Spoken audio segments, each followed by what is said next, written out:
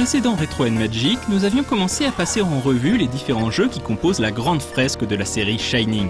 Après les Dungeon Crawlers et Action RPG, nous allons aujourd'hui nous intéresser au Tactical RPG avec la série des Shining Force.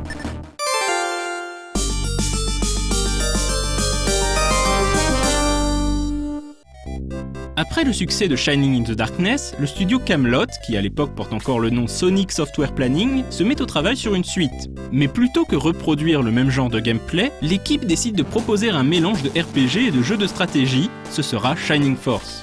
Pour créer le gameplay de Shining Force, son créateur, Takahashi Hiroyuki, choisit de mélanger les ingrédients de deux de ses jeux favoris, Dragon Quest d'une part, et un jeu PC méconnu appelé Silver Ghost d'autre part. Il est intéressant de noter que si l'on entend souvent dire que Shining Force était une tentative de Sega de copier le succès de Fire Emblem, en réalité Takahashi détestait la série de Nintendo. Shining Force se déroule en fait bien avant Shining in the Darkness, il s'agit donc d'une préquelle.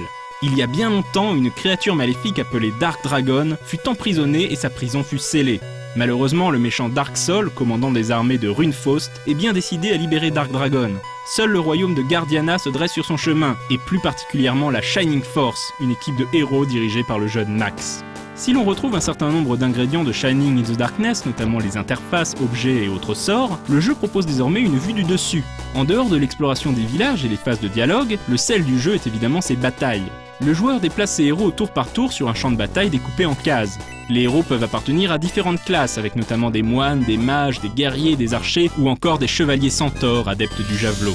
Plus le jeu avance, plus le joueur recrutera de nouveaux personnages qui gagneront de l'expérience à chaque action effectuée. Et lorsqu'ils atteignent un certain niveau, les personnages peuvent accéder à une classe avancée et débloquer de nouveaux pouvoirs.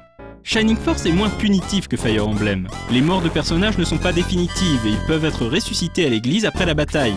Le joueur perd la bataille si Max est vaincu, mais il réapparaît alors au dernier checkpoint en perdant 50% de son or mais en conservant l'expérience gagnée.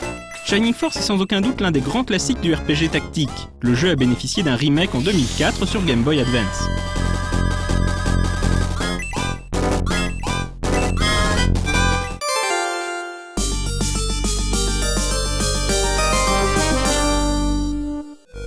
L'année suivante, Camelot réalise Shining Force 2. Une grande partie de l'équipe originale ayant quitté le navire, on aurait pu craindre une suite au rabais. Fort heureusement, il n'en est rien, et Shining Force 2 s'avère tout aussi culte que son illustre prédécesseur. Une génération après les événements de Shining Force, l'histoire se répète. Cette fois-ci, c'est le sceau retenant le roi démon Xion qui a été brisé par une bande de voleurs inconscients. Une nouvelle Shining Force s'assemble autour d'un jeune héros nommé Bowie pour affronter les serviteurs de Xion. La narration très soignée de Shining Force 2 parvient à instaurer une ambiance apocalyptique palpable. Saluons également les superbes musiques de Takenouchi Motoaki qui restent dans la tête longtemps après avoir éteint la console. Côté gameplay, on note peu de changements par rapport au premier épisode, mais ce n'est pas plus mal. On notera toutefois l'ajout de classes cachées qui ne peuvent être obtenues qu'en trouvant un certain item.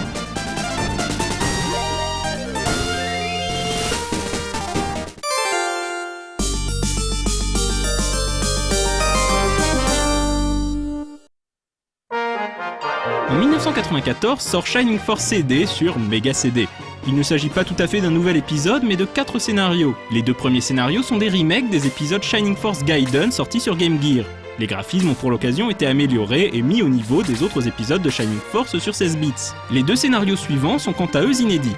Ces nouvelles intrigues se déroulent entre Shining Force et Shining Force 2 et explicitent certains détails du scénario global de la saga.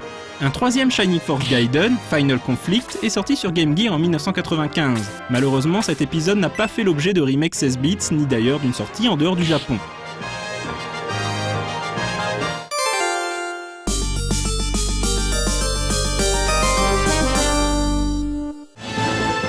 En 1997, Camelot réalise un 3e épisode à Shining Force, cette fois-ci en 3D et sur Saturn.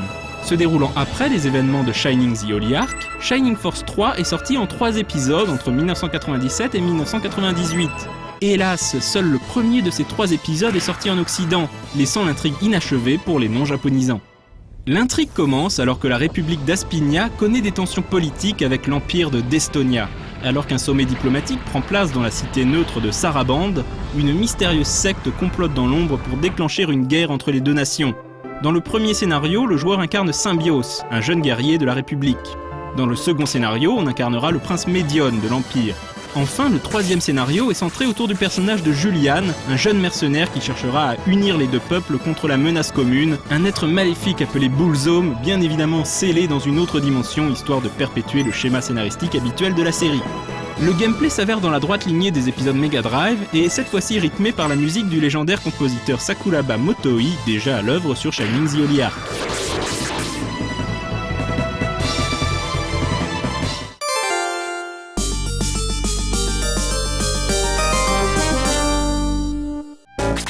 Après une longue absence, la série Shining est réapparue sur Game Boy Advance avec le hack and slash Shining Soul. S'en suivront d'autres spin-offs comme Shining Tears, Shining Force Neo, Shining Force Exa, Shining Wind, Shining Blade ou encore Shining Hearts.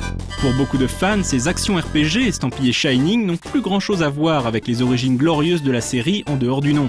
Il faudra attendre 2009 pour assister à la sortie d'un nouveau tactical RPG plutôt réussi, Shining Force Phaser sur DS. Un épisode malheureusement jamais sorti en dehors du Japon.